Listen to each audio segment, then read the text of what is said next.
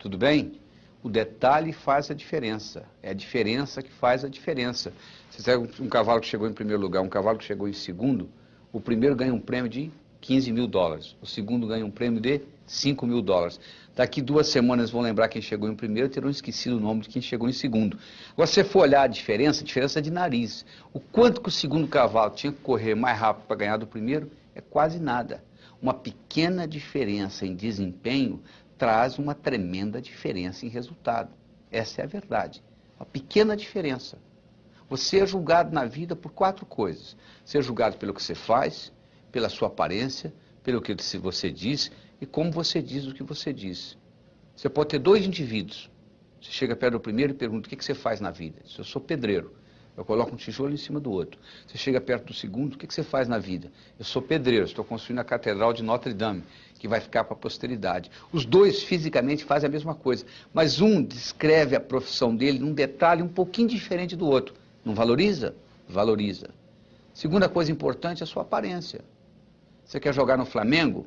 Não entra em campo com a camisa do Fluminense. Você quer servir exército? Não apareça lá com o uniforme da Marinha. Você imaginou se você estivesse me assistindo aqui e eu me apresentar sem gravata? Quantos por cento da minha roupa é gravata? 3%, mas faz uma diferença enorme. Então o que eu estou querendo aqui é que você modifique pequenas coisas na sua vida, mas coisas que modificadas farão uma grande diferença. Eu tive a oportunidade recentemente de visitar o Hotel Oriental, em Bangkok, na Tailândia, considerado durante 9 anos seguidos o melhor hotel do mundo. Eu fiquei até um pouco decepcionado quando eu cheguei lá, porque ele não é diferente dos outros. Mas é a pequena diferença que faz a diferença.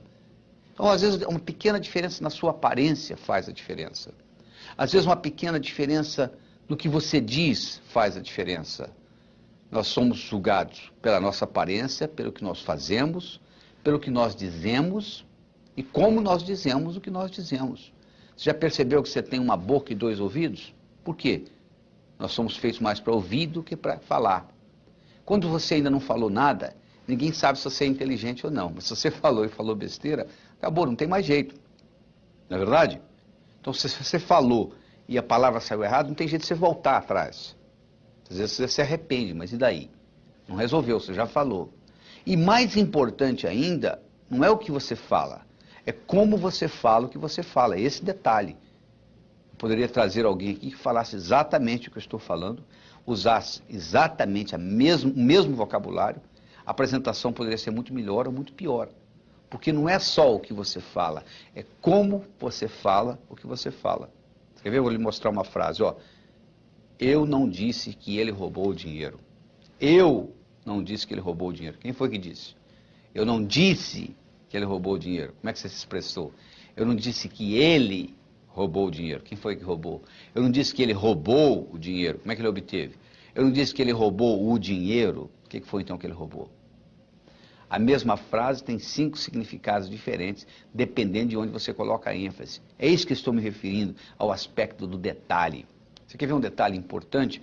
É aquilo de como você percebe as suas metas, como possibilidade ou como expectativa. Se você percebe como expectativa e não acontece, ó, você fica frustrado. Se você percebe como possibilidade e não acontece, continua sendo possibilidade. É aquele detalhe de você desenvolver uma confiança mútua no seu relacionamento com alguém. Faz uma diferença enorme. Não é você só pelo sorriso que você desperta a confiança.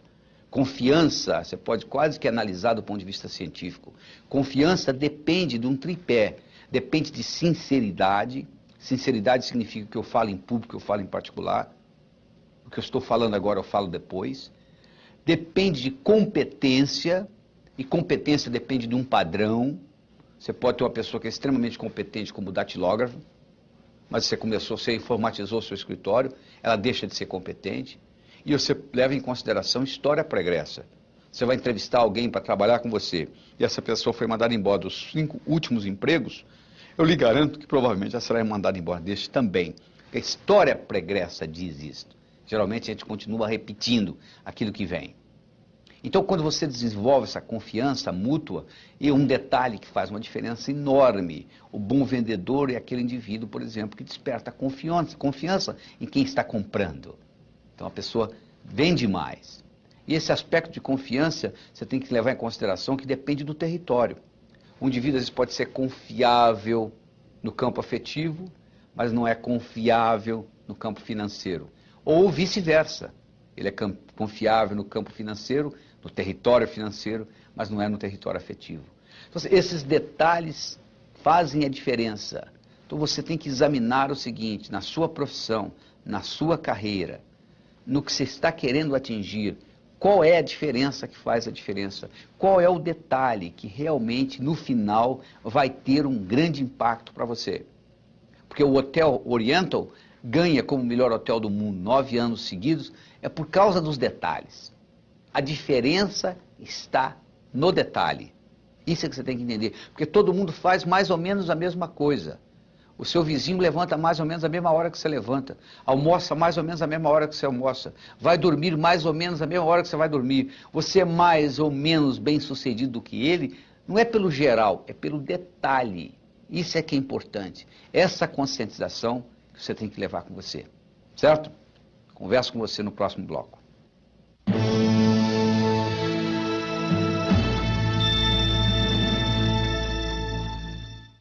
Olá, tudo bem? Continuando aqui, nós vamos falar hoje sobre estruturando o seu negócio. Você vai entender o que é a dinâmica de um negócio. O que faz um negócio? Primeiro você tem que ter dinheiro. Não precisa ser seu. Você pode até arrumar emprestado. Mas você tem que começar com um dinheiro. O que você faz com esse dinheiro? Você produz alguma coisa. Você gera algum produto, algum serviço, alguma coisa. E aí está terminado o negócio? Não, claro que não. Vamos supor que você vai fabricar uma máquina de desentortar banana. Você tem uma empresa? De jeito nenhum. Ninguém vai comprar. Então o negócio, a dinâmica do negócio não termina com o negócio em si. Termina com o comprador, que vai comprar, teoricamente, por um preço mais alto do que aquilo que você gastou. Vai sobrar alguma coisa, isso chama lucro. Uma empresa sem lucratividade, na minha opinião, é uma empresa antiética, porque você está usando o dinheiro indevidamente. Então a dinâmica é esta, você pega o dinheiro, faz alguma coisa, gera algum produto, algum serviço, alguma ideia, alguém compra isto por um preço maior do que você gastou, essa sobra é o lucro que vai manter o negócio. A visão do negócio não pode ser dinheiro. O dinheiro é consequência. Agora vamos entender esse negócio melhor. O que constitui uma empresa? O que você acha que constitui uma empresa? As instalações? Mas se nós mudarmos as instalações, não continua sendo a empresa? Os produtos? E se nós mudarmos a linha de produto, não continua sendo a empresa? Os funcionários? E se você mandar todo mundo embora e contratar gente nova, não continua sendo a empresa? Opa, então nós temos um problema. A empresa não é constituída pelos funcionários, nem pelas instalações, nem pelos produtos. O que é uma empresa? Uma empresa é uma conversa que foi estabelecida pelo fundador e que se perpetua nos corredores. Não está escrito em lugar nenhum. Isso chama cultura empresarial. Então toda empresa tem a sua cultura. Do mesmo modo que nós temos gente neurótica, gente psicótica, gente compulsiva, gente altruística, nós temos as empresas. As empresas têm as características dos seres humanos. E essa conversa constitui a cultura empresarial. Todas as vezes que você brigar contra o mundo, eu aposto no mundo. Todas as vezes que você for contra uma cultura empresarial, você perde. O perdedor é você. Porque a cultura empresarial tende a se manter, tende a ficar no status quo. Então você, para modificar uma cultura empresarial, isso não ocorre da noite para o dia. Isso ocorre gradativamente. E numa empresa, hoje, mais do que nunca, vocês têm que estar constantemente fazendo o que nós chamamos de inovação empresarial. Os japoneses têm uma palavra chamada Kaizen. K-A-I-Z-E-N. Significa melhora contínua.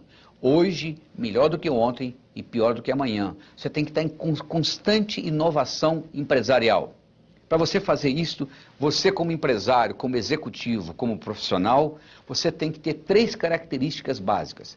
Primeiro, você tem que ter excelência, ou seja, você tem que fazer o melhor possível. Você tem que fazer igual o melhor dos competidores. Esse termo chama-se benchmarking, ou seja, você tem que fazer igual o melhor está fazendo na praça. Ninguém se propõe hoje em produzir um produto de segunda categoria. Isso não existe. Então você tem que produzir o melhor que você pode produzir. O indivíduo hoje que diz a minha empresa é de alta qualidade, ele não está fazendo mais do que a obrigação. Qualidade não é vantagem competitiva. Qualidade é condição sine qua non. Do contrário, você não merece nem entrar em campo para jogar. Excelência é condição sine qua non, não é vantagem competitiva. Mas ser só excelente não adianta nada. Você tem que ter inovação. Mas se você tiver excelência e inovação sem antecipação, também não adianta nada. A companhia telefônica americana AT&T desenvolveu há 10 anos atrás um aparelho chamado Videophone, que é um vídeo acoplado a um fone, ou seja, um telefone. Você, quando liga para alguém, você pode ver a pessoa pode ver você. Esse aparelho está disponível há 10 anos, só que não vendeu, eles recolheram. Porque há 10 anos atrás, ninguém queria pagar $10 mil para ver com quem estava falando. Hoje, esse aparelho está voltando ao mercado, porque agora barateou tudo, ficou mais fácil. Ou foi uma inovação da companhia telefônica americana? Foi. O que faltou? Faltou antecipação. É uma característica importantíssima nos dias de hoje. Se você caminha, você tem que ver metros na sua frente, senão você bate. Se você dirige um carro, você tem que ver quarteirões na sua frente, senão você bate. Se você pilota um jato, você tem que ver milhas na sua frente, senão você bate. Você está pilotando um jato a 1000 km por hora, aparece um obstáculo a 500 metros, você já bateu. Quanto maior a velocidade que você se locomove, maior terá que ser a sua capacidade de antecipar. Não é verdade? Quando você caminha, metros. Quando você dirige, quarteirões. Quando você pilota, milhas. Agora, como que você antecipa o futuro? Você não aprendeu na escola. Então deixa eu lhe dar uma pergunta que você vai levar para casa de presente. Vai ficar com você aí. O que é hoje impossível na minha vida profissional? Mas que se fosse possível, mudaria fundamentalmente o modo como eu vivo. Você fazendo essa pergunta, você permite ao seu cérebro responder. Você nunca pode obter a resposta certa com a pergunta errada.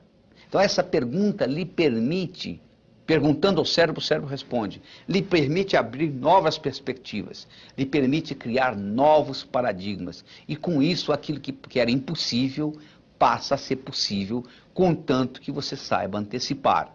Porque não é só olhando, não é com esses olhos que você identifica, não. Você pode ver, por exemplo, 3 empresas que são exatamente do mesmo tamanho. Você imagina, você pode ver 3 pessoas que são do mesmo tamanho. Você pode pegar uma criança, você pode pegar um pigmeu, você pode pegar um anão. Os 3 podem ser da mesma altura. A criança, ela vai crescer. O pigmeu, se ele crescer, ele cria um problema ecológico seríssimo. O lugar onde ele vive, o tamanho da cama dele, o tamanho da casa, não tem jeito. E o anão? Ele tem uma estrutura genética alterada. Ele está numa sociedade onde todo mundo é maior e ele vive um problema. Então o que acontece? Se você pegar 3 empresas, elas também têm esse processo. Por exemplo, se você fabrica corda de violino, provavelmente o seu mercado não vai crescer muito, porque existe um mercado limitado para corda de violino. Então você não pode competir com uma outra empresa que está fabricando hambúrgueres, por exemplo, que vai vender muito mais do que corda de violino, não é verdade? Então isso tudo tem que ser levado em consideração quando você estrutura a sua empresa. E você tem que levar em consideração também que você tem que fornecer aquilo que o consumidor quer. Às vezes ele nem sabe o que quer. Eu conto a história de que uma vez um milionário, multimilionário nos Estados Unidos, ele estava assistindo televisão e ele percebeu que de cada 6 comerciais, 1 era sobre comida de cachorro. Como ele tinha todo o dinheiro do mundo, ele estava aposentado, ele disse, eu vou abrir uma fábrica de comida de cachorro. O que ele fez? Como ele tinha dinheiro, ele construiu a melhor fábrica que dinheiro poderia comprar. Ele fez tudo direitinho, ele contratou a melhor equipe de vendas, colocou a comida no mercado. Quando ele teve a primeira reunião anual com a empresa dele no Hotel 5 Estrelas, ele ficou sentado lá na última fileira durante 5 dias assistindo o pessoal falar. Depois de 5 dias, na hora do encerramento, ele como presidente e dono da empresa, ele tinha que encerrar. Ele foi lá para encerrar e disse, eu só não entendo uma coisa, eu estou sentado aqui há 5 dias escutando vocês, eu cheguei à conclusão que nós temos a melhor fábrica, nós temos a melhor equipe de vendas, a melhor equipe de marketing e assim por diante. Eu só não entendo por que nós, com tudo isso, temos a menor fatia do mercado. E um funcionário bem humilde lá atrás levantou a mão e disse, eu sei por quê. Ele falou, por quê? Porque os cachorros não gostam da nossa comida. Se você vai fabricar comida para cachorro, a primeira coisa que você tem que checar o seu cachorro vai gostar da sua comida. Porque não adianta marketing, não adianta fábrica bonita, não adianta equipe de vendas, se você está oferecendo um produto que não satisfaz o cliente. Então, o cliente tem que estar satisfeito. Você tem que estar oferecendo alguma coisa que acrescente algum valor ao seu cliente. Certo? Vejo você no próximo bloco.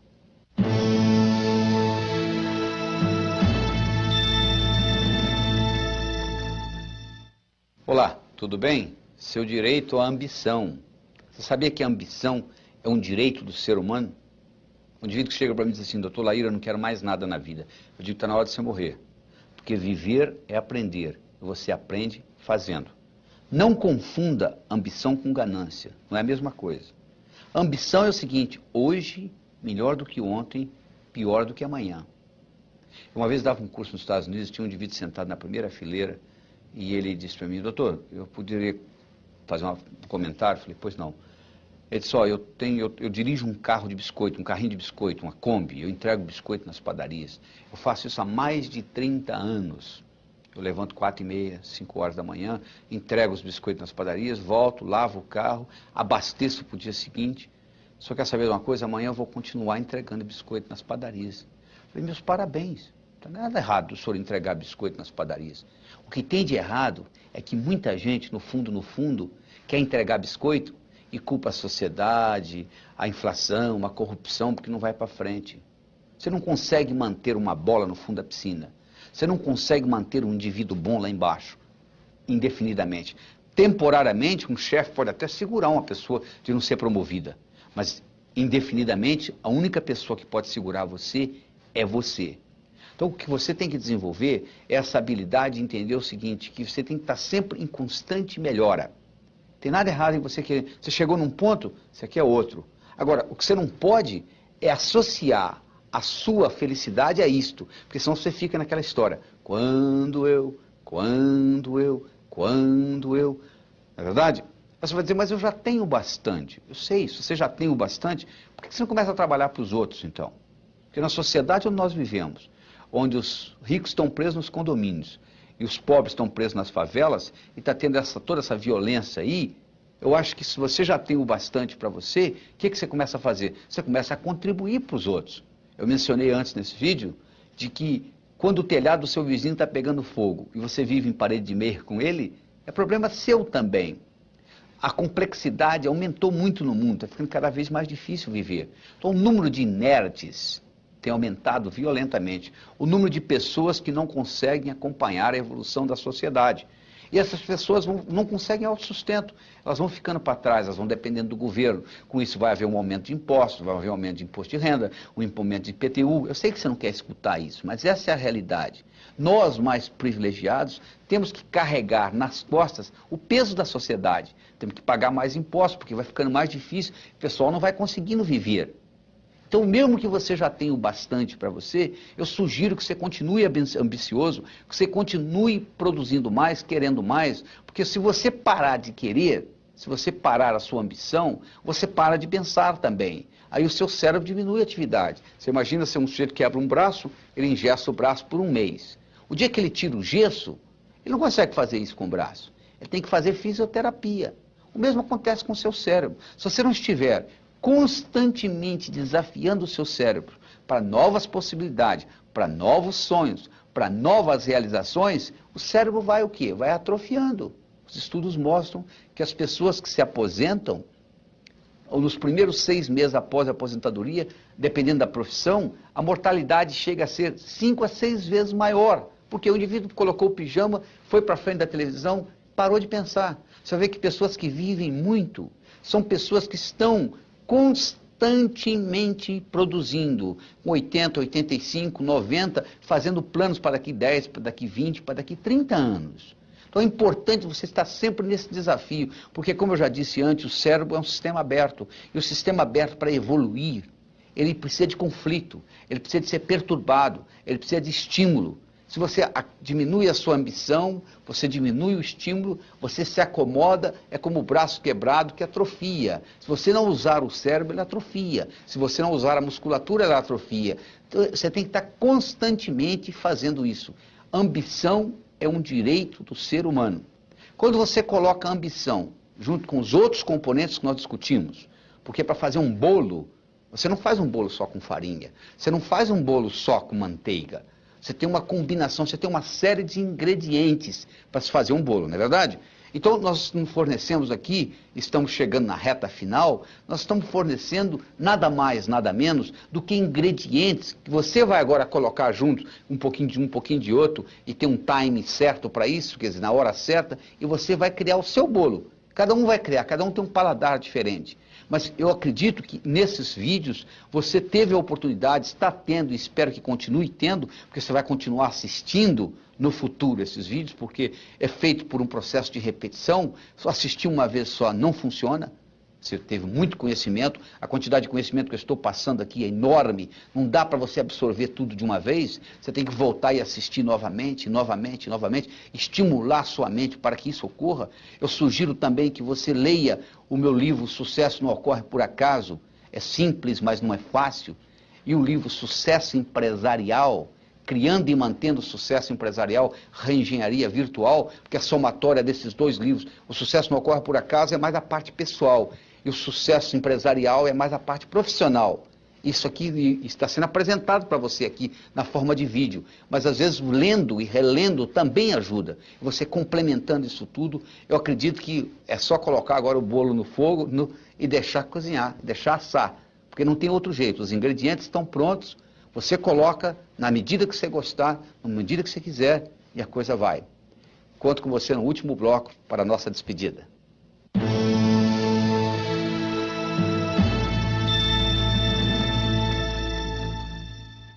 Olá, estamos no nosso último bloco, chegando ao destino. Só que a estrada do sucesso está sempre em construção. O que conta não é a chegada, o que conta é a viagem. Ainda mais nesse processo aqui, que você chegou no final dos vídeos, você tem que começar novamente. Primeiro eu sugiro que você assista isso pelo menos 5 vezes. Pelo menos, o ideal seria até mais. Mas pelo menos 5 vezes, para você incorporar na sua estrutura psicológica tudo isso. Porque essa história de que querer é poder, não é verdade. Querer é o começo das coisas. Você já imaginou, você entra numa quadra de basquete com regra de ping-pong, querendo ganhar o jogo? Você não consegue. Querer sem estratégia não adianta nada. Você quer, eu sei, do contrário, você não teria adquirido esses vídeos. Mas você está desenvolvendo aqui a estratégia. A estratégia de quem? De pessoas bem-sucedidas que já passaram por isto. E agora eu estou transmitindo isso para você numa bandeja. Né? Então, você ficou bem claro para você nesses vídeos que, primeiro, você tem que sonhar mais. Porque você tem que sonhar de noite e trabalhar de dia. Você tem que deixar a sua imaginação trabalhar e implementar aquilo que você imaginou. E é importante que você tenha referencial. Eles fizeram um estudo em Harlem. Harlem é uma parte de Nova York onde, se o seu carro quebrar ao meio-dia, você pode começar a rezar, porque alguma coisa de ruim vai acontecer com você. Pois eles fizeram um estudo, eles foram no 6º ano primário em Harlem, eles dividiram a classe aleatoriamente em 2 grupos, A e B. O grupo A teria o privilégio de, uma vez por mês, durante 6 meses, visitar downtown, o centro de Manhattan. E o grupo B ia continuar tendo aula naquele dia. Eles fizeram isso durante 6 meses, 6 visitas. 10 anos depois, eles fizeram uma avaliação se aquilo tinha tido algum impacto. Sabe o que eles descobriram? Que aquele grupo A, que teve o privilégio de, uma vez por mês, ir até o centro de Manhattan, saber como que um indivíduo bem-sucedido vivia, como é que um executivo tomava o café da manhã, como que ele ia trabalhar, qual que era o consultor, como é que era o escritório dele e assim por diante, esse grupo, primeiro, tinha mais gente estudando, tinha menos entrada na polícia, menos viciado em drogas e assim por diante. Você deve estar imaginando, mas como que é possível 6 visitas ser capaz de criar tudo isso? É porque eles criaram, naquelas crianças de Harlem, um referencial do que é ser bem-sucedido. Porque se você não sabe o que é ser bem-sucedido, como é que você vai criar? Vai criar de onde? Você tem que ter um referencial. E esse referencial, nós estamos lidando nesses vídeos. Nós lhe mostramos, por exemplo, a importância da autoestima, a importância de você gostar mais de você. Se você não gosta de você, o mundo não vai gostar de você. Nós mostramos a importância da comunicação. Qual o valor de uma moeda de ouro no fundo do Oceano Atlântico quando ninguém chega lá? O que adianta você ter conhecimento na cabeça se você não consegue se expressar? Não adianta nada.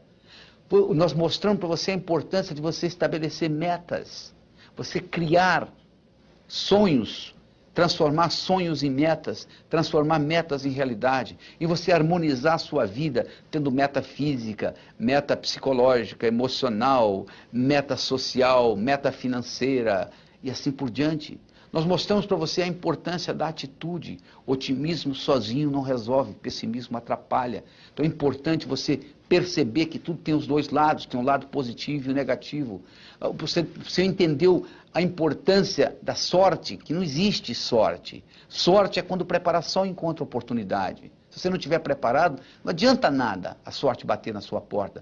Se aparece, eu lhe ofereço um emprego de 100 mil dólares por ano, você tem que falar alemão. Só que você não sabe falar alemão, a oportunidade está aqui, mas você não está preparado, que diferença que faz? Nenhuma. Mostramos a importância do trabalho, que sucesso só vem antes do trabalho no dicionário, mas por outro lado, trabalho sozinho não traz sucesso. E finalmente nós discutimos com você a importância da ambição. Ser ambicioso é um direito do ser humano. Então você vai decidir o que você precisa mais. Você precisa mais de autoestima? Você vai assistir o vídeo de autoestima várias vezes.